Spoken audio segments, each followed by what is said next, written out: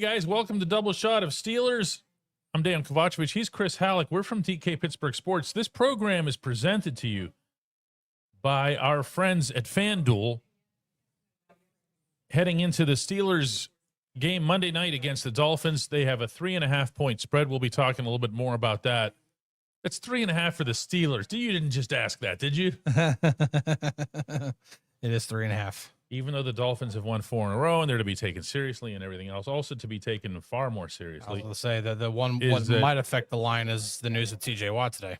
Yeah, and looking at all of this from the standpoint of both football, because that's what TJ does for a living, and the person, TJ Watt, if you haven't heard, has been or was at some point hospitalized. He still is hospitalized. He's still there? Yeah. Okay. As a result of a lung issue that was the result of something that happened in treatment. Yeah. And Chris is back from the South Side this afternoon, and Chris is going to offer us an update on that. Yeah, so the most up that we have right now is, well, there's not much more. I mean, Mike Tomlin added nothing to it. I think he could. No, he really couldn't. He even said, like, I got to watch what I'm saying here. Yeah, well, and he's like, I'm not in, and even like, you know, the cameras turn off, the recorders turn off. He continues talking and like off the record stuff, and I can't obviously say what he said because it's off the record. No. But even in like couldn't even provide anything off the record. Like I'll put it that way. He couldn't provide anything. That being said, the NFLPA is monitoring the situation. That's the Players Association.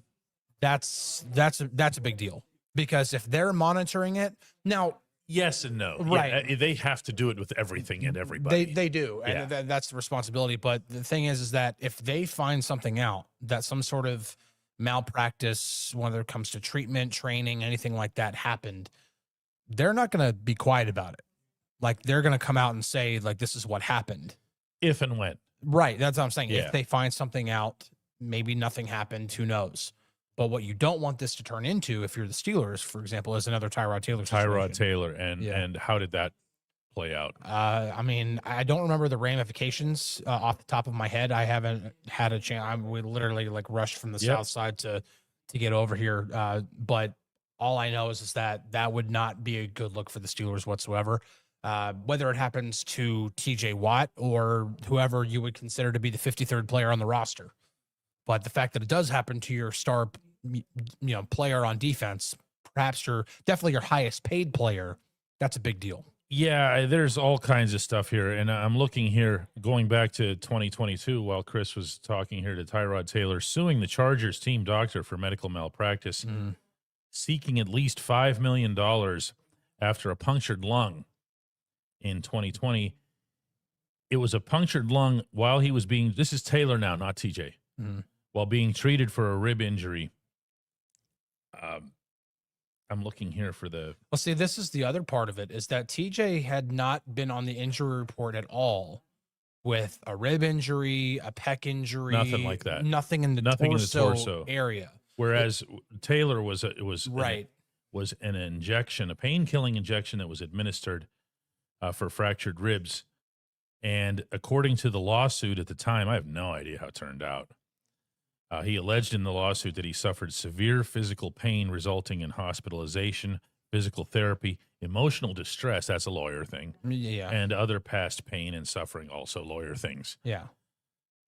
He alleged at the time negligence, carelessness, and other tortious lawyer thing, unlawful and wrong acts that caused him to lose his position as the starting quarterback for the Chargers. Doubtful. All right, well, I'm starting to try this case here in retrospect. Yeah. But first and foremost, let's get this part out of the way here. Yeah. Wishing nothing but the best. Of course. Yeah. I don't think so much of TJ as a great player as much as I do as a great human. Impeccable, professional, passionate about what he does, relentless even amid a season that has not gone his way. For a variety of reasons. Don't forget or discount who he's been along this path. hoping and praying for nothing but the best for him out of this. Now,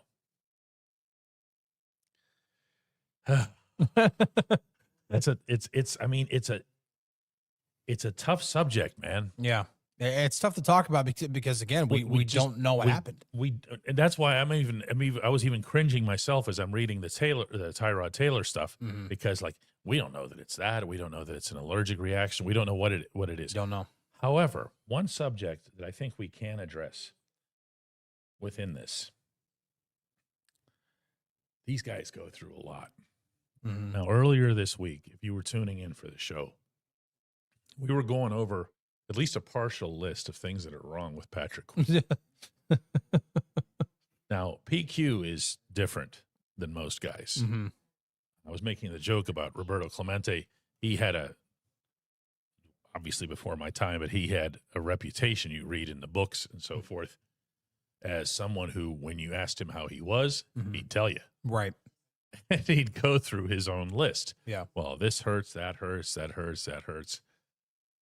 PQ is just so open and honest about everything that if you ask him, how you feeling, PQ? And he'll tell you, well, I've got this, I've got this, I've got this over here, I got that over there. He'd have made a terrible hockey player, by the way. Yeah, hockey player, you don't say, oh, nothing's wrong, man, I'm fine. No, go talk to the coach. Yeah, yeah.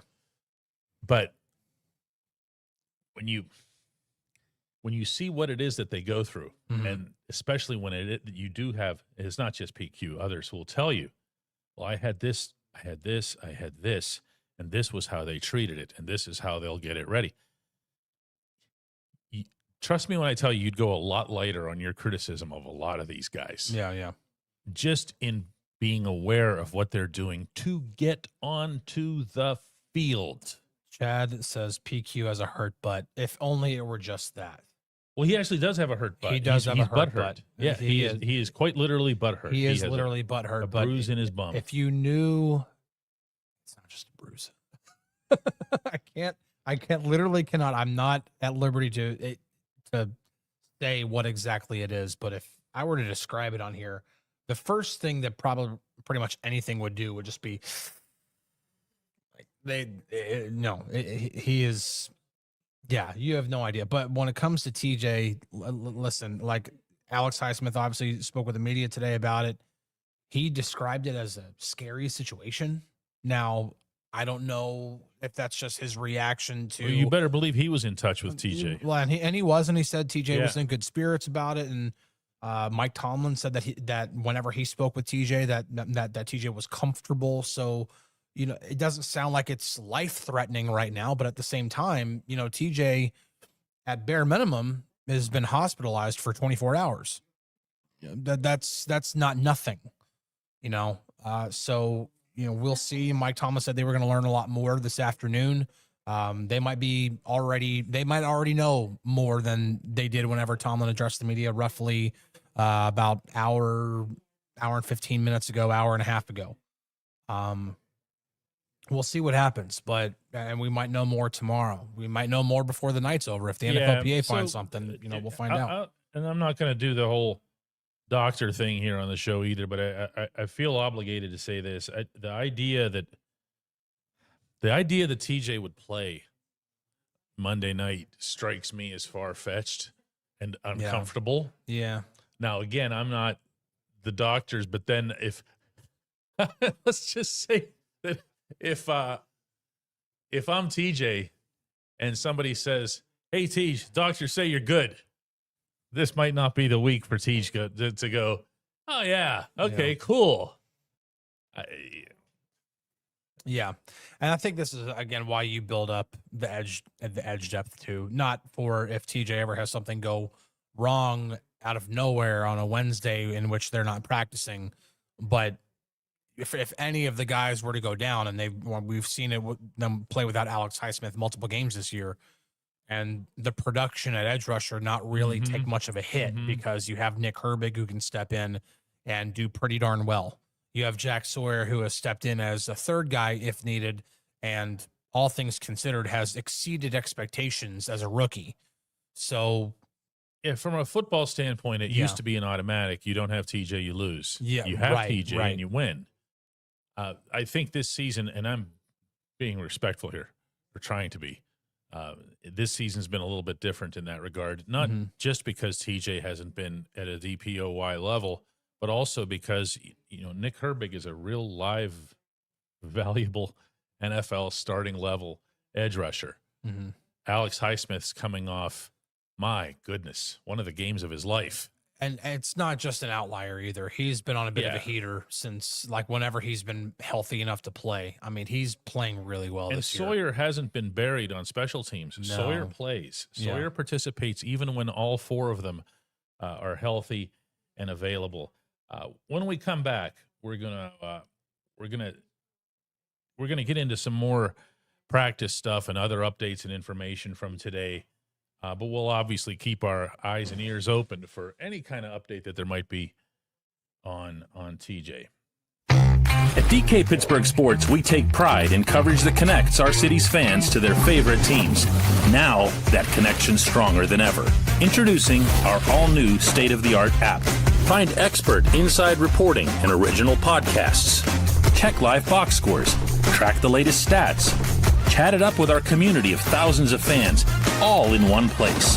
The new app from DK Pittsburgh Sports. Coverage that connects. Welcome back to the program. I mentioned earlier that the Steelers are a 3-point favorite, 3.5-point favorite over the Dolphins. I wouldn't expect this to alter that in any way if you believe that the Steelers are going to take care of business. And I do see this as a take care of business kind of game. I mean, I don't see the Dolphins as some star on the rise or something. No, but you definitely don't want to play a team, when they're on a 4-game winning streak. They're feeling really good about themselves right now. Well, they should. Yeah. They should, especially how they've done it. Right. It's been real basic stuff, fundamental running game stuff. Taking the ball away, stopping teams on third down. It's all the stuff that you try to accomplish. Every team tries to do it differently, but the Dolphins are doing it very, very well. And again, it's all the stuff that are the building blocks towards winning a lot of games in the NFL level. It's stopping teams on third down. It's taking the ball away. It's not turning the ball over. It's running the football. They're legit. Their last 4 games, Dolphins are legit. They're legit in this time span. I think that's a fair thing to say. Yeah. It's time to check out the latest odds, futures, and win totals on the FanDuel Sportsbook. If you think the Steelers are going to do all that, go ahead and lock in your bets today. Whatever your game, FanDuel Sportsbook delivers all of the latest lines, futures, and specials so that you can join in on all the action. Ooh, man. What are you looking at? Monday. What's Monday? Projected high. Looking at the weather. 19 degrees. I have to walk a block and a half from the media. I'm not talking about me. I'm talking about what those players have to play in. Okay. I see how you are. And 10-mile-an-hour winds, by the way. When it's 32 degrees, 10 miles an hour doesn't feel good. When it's 19, or it'll be dark at that time, so it'll be colder than that. Yeah, it's going to be really cold on that football field. Really, really cold. Probably the coldest game they've played there since the Christmas Eve game against the Raiders. Ouch. Vagabond comes in with a $5 contribution and says that YouTube hasn't been showing your videos to me. I've missed your content this season. Hope all is well. When you just go to our channel, man. Yeah, we have a channel on YouTube. It doesn't come into the For You feed. Yeah, which happens if you don't watch for a little while. I think Eldon says it right here. Subscribe. If you subscribe, it and hit the bell. Yep. Yeah, if you hit the little bell that's on our channel too, you'll get notifications for anything that we put out. Videos that are just our typical videos. When I put player interviews and coach interviews on the channel, they'll give you a notification when we go live. Yeah, that'll happen too. Sounds like a duck over there. No ducklings. No ducklings. Any word on all the concussions? We have updates from today. The 3 players in concussion protocol, Malik Harrison and Darnell Washington, both were limited participants. And Andres Pete he did not participate in practice today. So nobody had a worse day over there than the team doctors. Nobody. That's a long list of people on the injury report there. I'll just go down the list really quick just so that everybody can know. DK Metcalf, abdomen, who's a full participant. Patrick Queen with his hip / butt / many other things, full participant. Aaron Rodgers was a full participant today. Ben Skoronk did not practice with a hand injury. That's noteworthy. Kyle Duggar with his hand injury was a full participant. That's good. James Pierre pops up on the injury report with a calf injury. I hate calf injuries because they don't go away quickly. And did not practice. So that's definitely one to watch this week. I just went over the 3 concussion guys. TJ Watt obviously did not practice with his lung.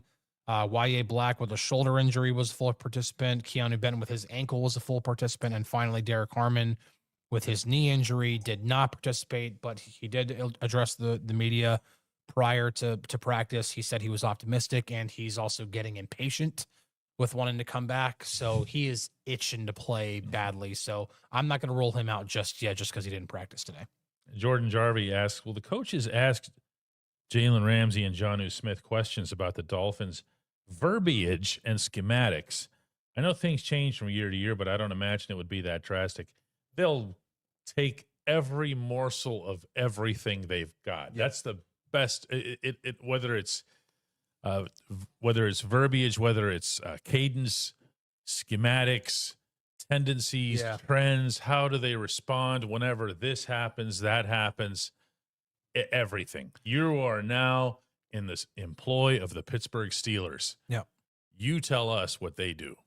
Listen, the first game Patrick Queen played as a Steeler when they were playing against the Ravens, not only can I confirm that they were picking Queen's brain about that, but I witnessed with my own eyes in the locker room conversations happening on one day between PQ and TA, and through eavesdropping, because I'm there to gather information, whether I can report it or not. That was absolutely happening there.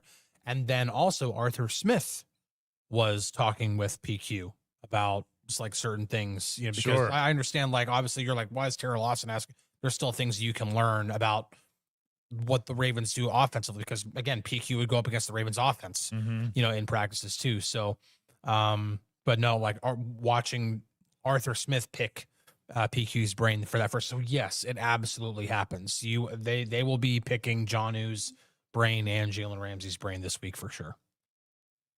And when they do, they're going to find a team that's got some good things going on.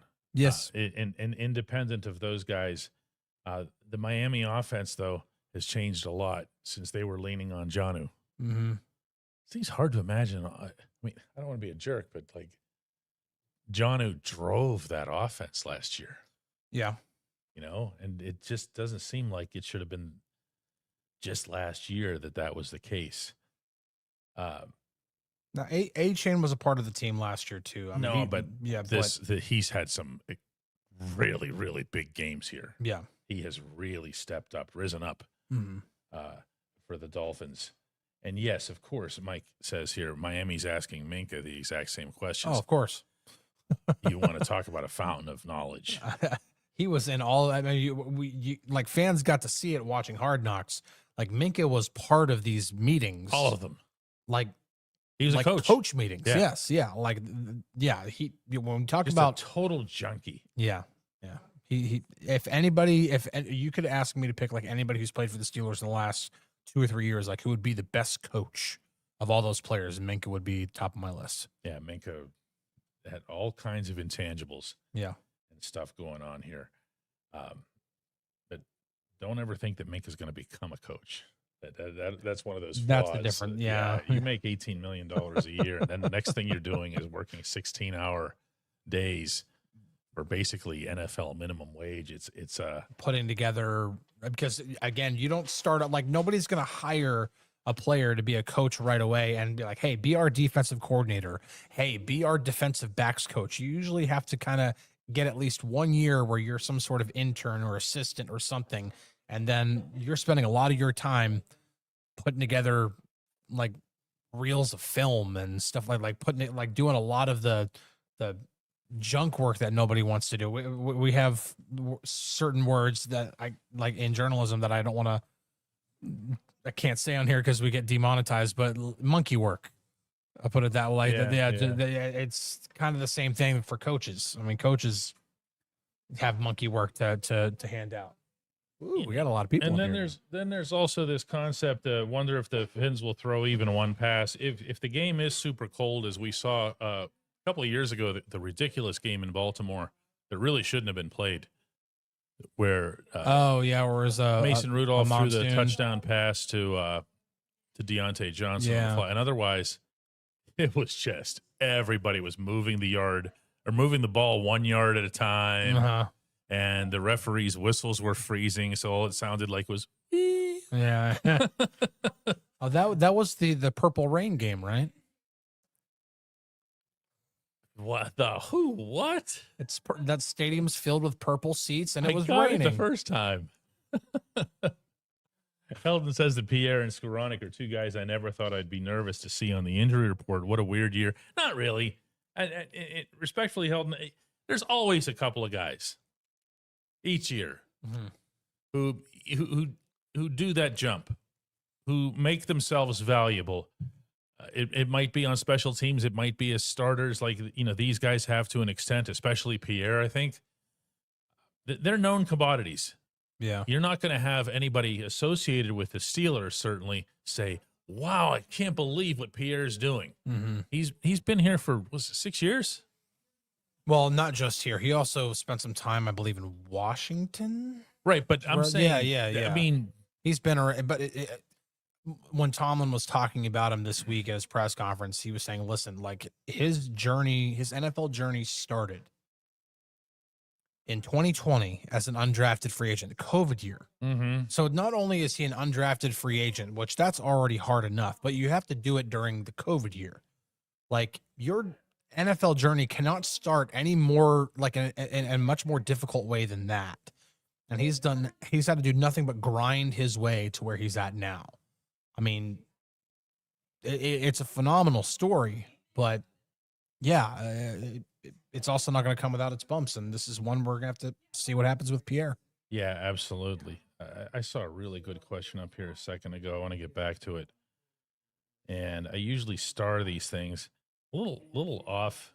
I'm not going to speak for Chris, a little off my game here with his TJ stuff. It's such an unusual subject and everything else. And it's not football. And first and foremost, what you want to hear, is that he's all right. I don't know this, whether it's a punctured lung or whatever it happens to be, you want to make sure that he's doing and by the way, that he and everybody associated with him will be smart in advance of Monday or in advance of any football activity at any point. Yeah. You just hope that everybody's intelligent about this. Or, see, I want to say other things too, but I'm just not going to.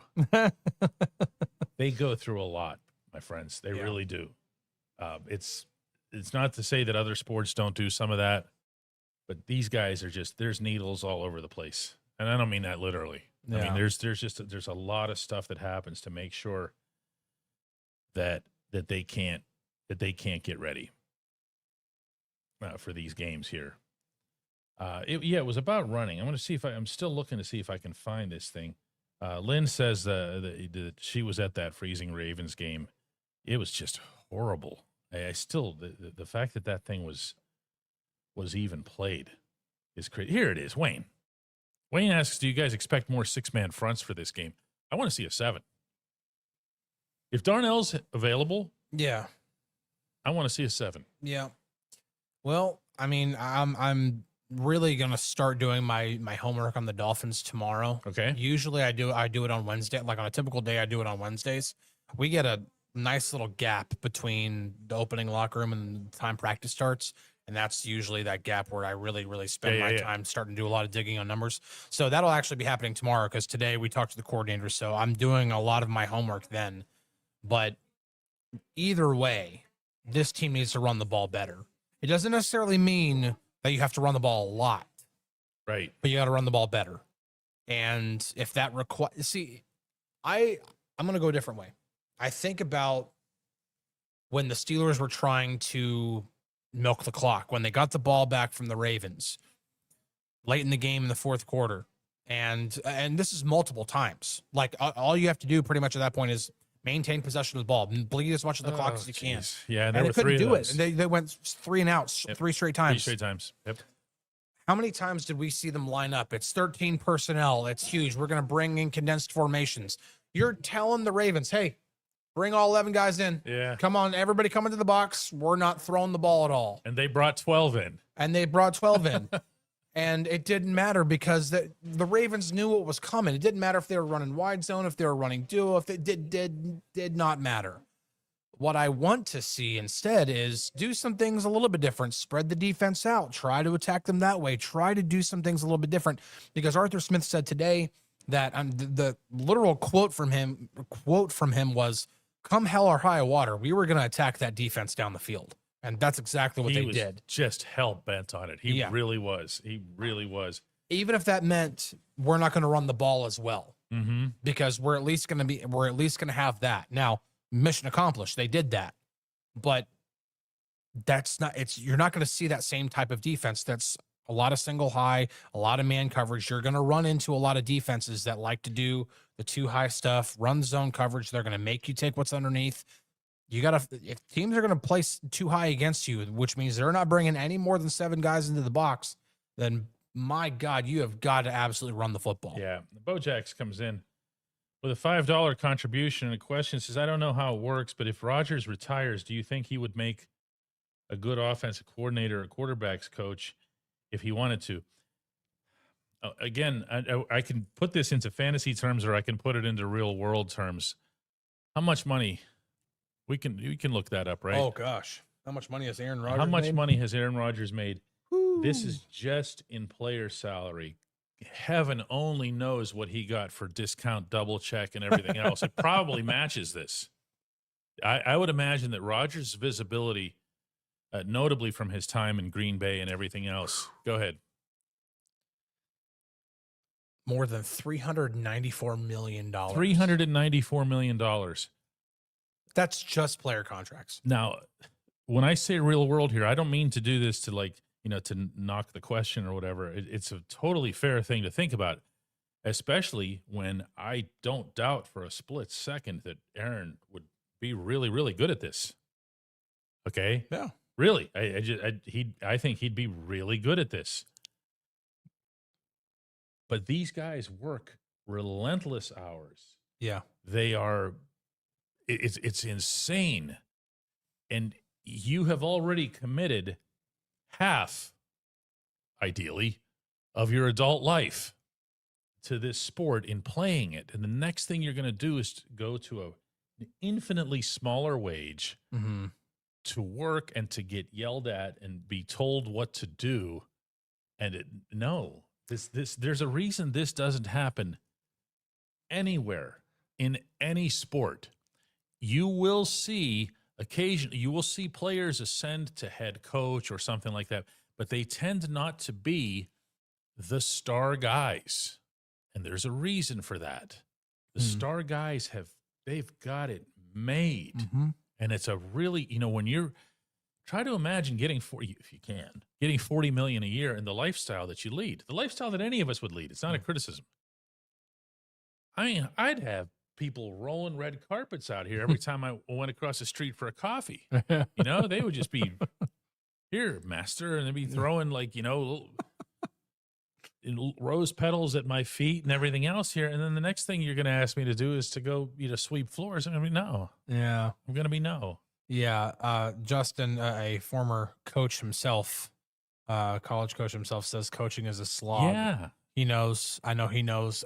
Listen, and also Aaron Rodgers was obviously approached today about Phillip Rivers returning to the NFL. And the first joke he made was, well, I'm not the oldest guy in the NFL anymore. Right. But pretty much was asked, like, would he do the same thing? Would he come back from retirement? And Rodgers says, once I'm retired, I'm retired. I'm not coming back. Now, that's as a player. Don't want to speak for him to say whether he would consider coaching, whether he would consider an analyst job or being a color commentator. I mean, some players, like star players, have turned into phenomenal color commentators. I mean, Troy Aikman's one of them. I think Greg Olson is another one. Tom Brady. There are some people that like what Brady brings. When Romo first started doing it, there was all this, hoopla about how well he knows the game, what he brought to us. Some star players can really become really great. That might not be Rodgers' thing. He might be taking his $394 million that he's made and then add everything else with what he's done with the discount, double check, all this kind of stuff. And he just might be like, I'm totally cool chilling in my house in Malibu and just living out the rest of my days that way, spending time with the people that I love most. That might be the way he wants to do it. There are exceptions to this. Noah here mentions Patrick Waugh, who of course now is coaching the Islanders, head coach. One of the greatest goaltenders of all time. Instant first ballot, everything Hall of Famer. Mm-hmm. Jason Kidd in the NBA too has been coaching for a while now too. Who does he coach? He coaches the Mavericks. Okay. Yeah. He played for the Mavericks. He was drafted by the Mavericks. He played for the Mavs. He then got traded to the Suns, traded to the Nets, went to 2 NBA finals there, then got traded back to the Mavericks, won an NBA championship there. And part of what you see though in these patterns, I believe the Islanders hired Waugh. Oh, he was at a lower level. He did work his way up. That's the part of it that gets you. Yeah. It's the being back on buses and things that you moved way past, infinitely past as a player. Yeah. And now all of a sudden you're doing that again. It's not. There are exceptions to it, but they are very much the exceptions. Very, very much. Within especially all-time greats like Waugh and Kidd. Yeah. Within the Steelers' own world, I'm thinking of when Carnell Lake, who was a fine safety for this team for a lot of years. Mm-hmm. Carnell came back and he did the work. Yeah. Hines Ward, who a lot of people think should be in the Hall of Fame, a tremendous player with a tremendous career, has battled like crazy to do all kinds of coaching. Some guys just can't get it out of their system. Mm-hmm. They have to be around the game, and they have to be around the players. They have to be around the field. Dick LeBeau. Oh, well, okay, now that gets a little different. Okay. Because back then, they weren't getting paid. Understand. Yeah. But I'm talking about as players, they weren't getting paid. Right, but I'm saying success as a player. Oh, yeah. Oh, no, I knew what you meant. I'm just saying, but when you get into $40 million a year or $30 million a year. Yeah. It's very, very different. Michael asks a bit of an occupational question. Are you guys in the box with the other team's reporters, or do visiting reporters have their own box? I can tell you that every reporter who would read this question out loud would cringe at the idea that you're referring to other teams' reporters. We don't have an association with the team at all. We are an independent media company. We could just as easily be covering other team. We do any team. We cover this one. Yeah. How are they placed in the press boxes? They do keep the reporters who are coming in credentialed from Pittsburgh in the same row, in the same general area. Yeah. In Baltimore, then they stuff you like sardines. No, that's enough out of you. They really do, though. I'm sorry. I'm never going to get over that press box. We had to throw a chair out my God. randomly just to make sure. We threw 2 chairs out just so that we could move our elbows. Yeah, we're in there like veal, man. I'm telling you, it's packed like sardines in that press box. And it gets even worse when you go down to the locker room. And I feel bad for the players at that point. Screw the media at that point. I feel bad for the players every time I go into that Baltimore locker room. I can't tell you how many players I apologize for.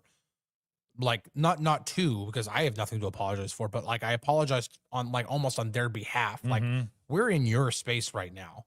And normally, yes, I have to come in. I have a job to do. I need information, but usually I don't have to do it in which I'm getting way too close to a guy who's just trying to get changed after showering. It's ridiculous what goes, and that's a conversation for another day. Paulie has another good one here. This is general stuff. This is the kind of stuff we do in the summertime. Out of the NFL, NHL, and Major League Baseball, which players make the best coaches? I'll throw in my own answer first here. I'm going to say baseball, but maybe not for the reason that you'd think. Baseball has become so overrun by the analytics nerds that you're even seeing them, or the biomechanical doctors and agents and stuff, into roles like pitching coach and hitting coach. And then you hear these stories from the athletes. Mm-hmm. This is more hitting than it is pitching. But you'll hear these stories from the athletes about how so-and-so just walked in and looked at my swing and said, "Oh man, what are you doing there?" And they even one little hitch, the hand goes 1 inch up, 1 inch up on the handle of the bat, and the next thing you know, that player is Lou Gehrig. You're right. I mean, hitting does not lend itself that much to the whole biomechanics and science and everything. Pitching does. Every little motion, everything. So I'll say baseball because I have seen someone just walk in ice cold to a situation because they played, because they could read everything about a player's swing, which way he was trying to go with the ball, and then make an instant impact. I think I would agree with that. Not saying and not taking anything away from the NHL, because I think the order for me would go Major League Baseball, NHL, then NFL. Not saying that the NFL isn't made up of players or of coaches that were players, but I also think about like the number of star players that became good coaches. And one of the hardest things for star players to do when it comes to coaching, they see the game at a different level. Yeah. And you're trying to then teach ordinary people to look at a game in an extraordinary way. It's Imagine not possible. if you were Mario Lemieux trying to coach somebody in hockey. Yeah. And you said, well, just do it how I did it. Can't. Dude, did you not see yourself playing? Right. So you just want me to inside out some Hall of Famer and then skate right around him? Gotcha, coach. Yeah. Now, again, there are the occasional exceptions. Dick LeBeau was one of them. He wasn't an all-time great player, but I think about Antoine Randall. He's gone up to he is Ben Johnson's assistant head coach in Chicago. Like he has worked. Antoine's on the rise. People. Yeah, and Larry Foote has also become quite a good coach as well for Tampa Bay. But again, these are like those two players I just listed, not like all-time great players. And Hines Ward, who is an all-time great player, is like not even coaching in the NFL. He's coaching in college right now. So Major League Baseball, when you think about like some of the all-time great managers, like I think like Joe Torre, he was a great player. I think of Don Mattingly now, like recently, he was a good player. There are so many managers, just managers, not even talking about hitting coaches and pitching coaches. So I'm talking about managers too, that were great players. Another of the more prominent, maybe the most prominent of former athletes who at least tried to be a head coach. That was in Phoenix, and Wayne Gretzky was not very good at it. I mean, he also didn't have great rosters with the Coyotes, but true. But yeah, you can't relate. Yeah. In a lot of these situations. Like, who I think would be, I say this with immense respect, the worst coach you'd ever have in this category would be Troy Polamalu.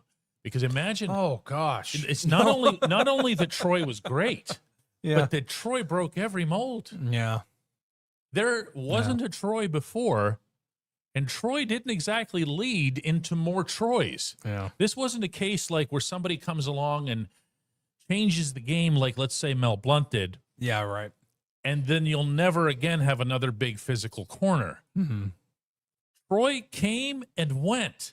That was the end of the Troy lineage. Yeah. No one else will be able to do that. On a similar note, Ed Reed.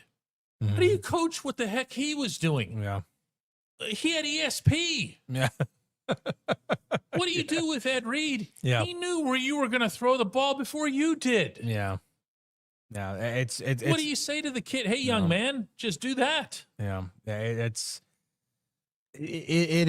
really again, there and for the players who are the exceptions, it's awesome to see because you get to see. I didn't know Larry Bird was a head coach. I think I don't remember how long he coached for. Okay, I did not know that. It's funny because I just saw the. Here again, like how do you tell Larry Bird? Yeah. Like, oh, just do this and this and this, and make sure that Robert Parrish or Kevin McHale's on the other end. Yeah, it's funny because like I saw one of the comments. I just now learned that Joe Torre played. Joe Torre had a career B-WAR of 57.7. Joe Torre was a really good player. That's what I'm saying. Oh, okay. He batted 297 for his career. He was a really good player. He had 252 home runs. Dusty Baker was a really good player. That's what I'm saying. Like there are like Hall of Fame managers that were really, really good players. I mean, Joe Torre was like Clint Hurdle was a #1 draft pick. Joe Torre was MVP in 1971. Like he won NL MVP in 1971. Like Joe Torre was a great player. I know, you know, but for like somebody who like had never heard that Joe Torre was a player, like it's funny because I think like for somebody of my age, I only knew of Joe Torre like as a kid as the Yankees manager. That's all I knew him for. But then obviously you continue to learn the history of the game. Oh wow, he played like St. Louis and everything back in the day. Oh, okay. And you learn, wow, he was also a really good player. So yeah, I think baseball's probably got it when it comes to like players, especially star players that turn into coaches or managers. I miss these talks, guys. These were fun. The summertime stuff. All we do now is like update, injuries. It's also really hard to talk about TJ whenever we don't know what's going on. Yeah, there's also that too here. David says, didn't Mean Joe Green coach the defensive line for the Steelers for a short while? I'm going to say this again. Those guys in the 70s, they were fantastic and everything else. Somebody else is bringing up Ernie Stautner, for crying out loud, going way back. This is before they were getting paid. My point is that they're paid so much right now that it's tough to keep them interested in hanging around, because you're not going to throw your coaching pay scale out of whack just because so-and-so is a legend. Right. They'll probably get more money than normal, but still, like, you're not giving them a player contract to coach, especially being an assistant. I mean, how much money does Mike Tomlin make as a head coach right now? And compare that to players. Like, where does that rank in terms of coach contracts don't compare to player contracts? A good friend Anonymous says, will anyone be able to blame the Steelers if they're not interested in the Dolphins? Oh, yeah. Oh, he says, we apparently aren't interested in talking about them either. And they're not the sexiest opponent. No, but I actually just brought up their injury report because I at least wanted to see Devon A-Chain was limited today with his ribs. And don't so get any shots, kid. Yeah. So yeah, we'll see what transpires. I have a hard time thinking A-Chain's not going to play. That's the biggest one for the Dolphins for sure. I mean, we're talking about the third leading rusher in the NFL, and he can be used in other ways than just running the ball too. Yeah, I'm looking here. Will Brogan says, from what I can find, Mike Ditka's the only person in the Hall of Fame as a player who won a Super Bowl as a head coach. I guess that's how that's, first of all, that'd be amazing. An amazing achievement. Wayne says, yeah, his legs still work. Yeah, it's easy for you to say, dude. You're not sleeping on one side all week, barely able to breathe like he is, but that's okay. Yeah, this is Rizzo's right here. A-Chain's a beast. He'll have 500 yards. I don't know about the 500 yards, but he said they'll shoot him up with Toradol. Yeah, that's usually the way things go. Whatever it is, Toradol or Percocet, whatever it is, they will shoot up players with whatever they need to keep them on the field. That's the way it goes in football. Most, like all sports pretty much, but I mean, it's well documented in football. We'll take a couple more today here. Blood on the Riser says, what's the field look like at Acrisure? And that's not open to the public. That's not available for us to see. And they don't practice at the stadium. So yeah, and they don't, right. Yeah, for anybody who doesn't know that, they practice over on the south side. At Acrisure Stadium, the one thing that we can say for sure is that there hasn't been a football game since the last Pitt game there? No, honestly? I don't think so. It wouldn't have been the last Steelers game, right? Maybe. Yeah. Maybe because I think the Whitfield championships were done. Oh yeah, by that point. Yeah, they were done. Yeah. They were done by that point. So I would say the last home game. Now that said, you can lay down all the sod you want in December. It's really cold. It's really cold. It's really cold. Grow. I don't want to get into, I don't know, gardening or botany here or whatever, landscaping. Just like Mike Tomlin he likes to say, like, I'm not a medical expert, so I'm not going to, I am not a grass expert, so I'm not going to talk about the grass and what needs to take place in order to get a well-performing field out there on Sunday or Monday night. Double shot of botany, says Tim. Oh, Lord. Well, the end zone, the end zones are yellow, but the end zones being yellow also tells you that the other football is done. Yes, correct. And that matters. I am glad they've gone back to the gold end zones whenever all other football is done, rather than just like the the end zones that just say once this Pittsburgh, once the Steelers, the gold end zone. They brought them back in 22 with the game commemorating the Immaculate Reception and Franco and everything like that. Yeah. I'm glad they stuck. No, that's pretty cool. That's pretty cool. I agree.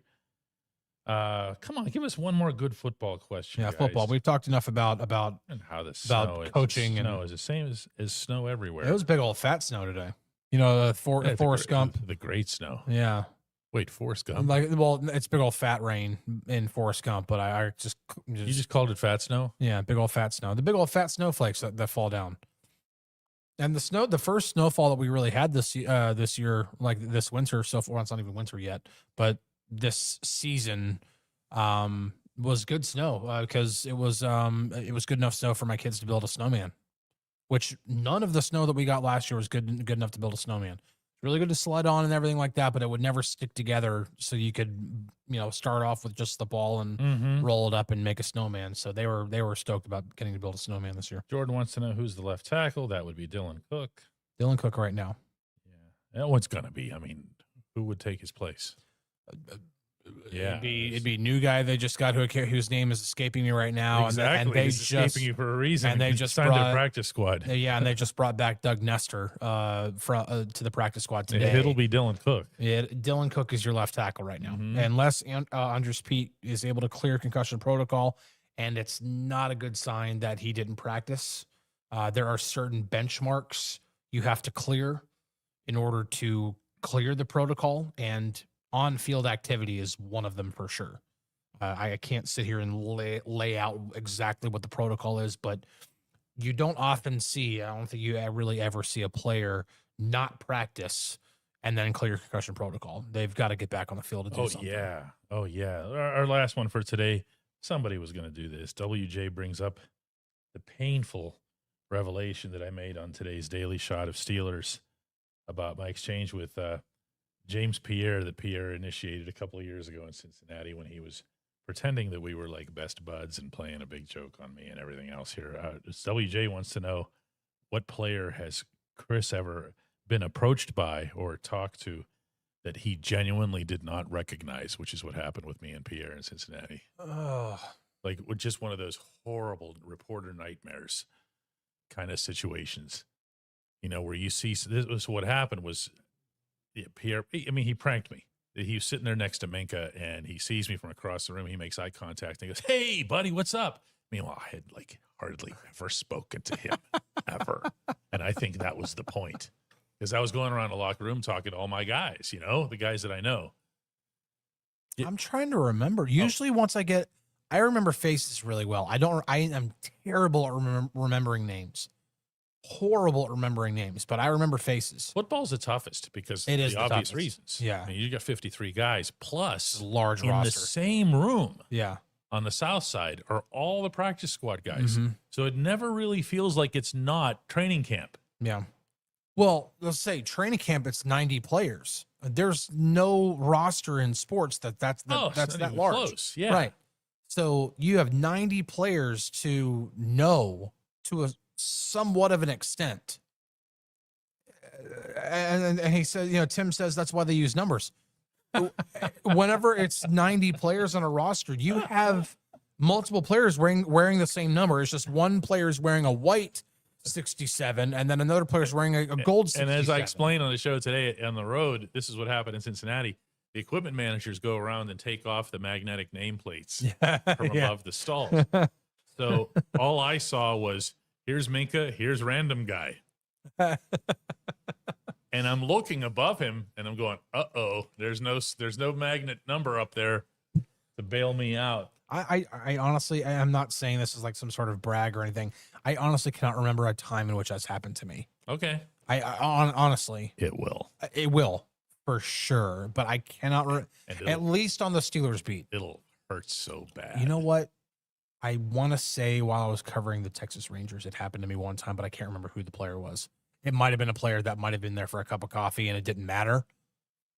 But usually the players, especially if they approached me, then that means I established some sort of something with them. I can't remember, but nothing comes to mind.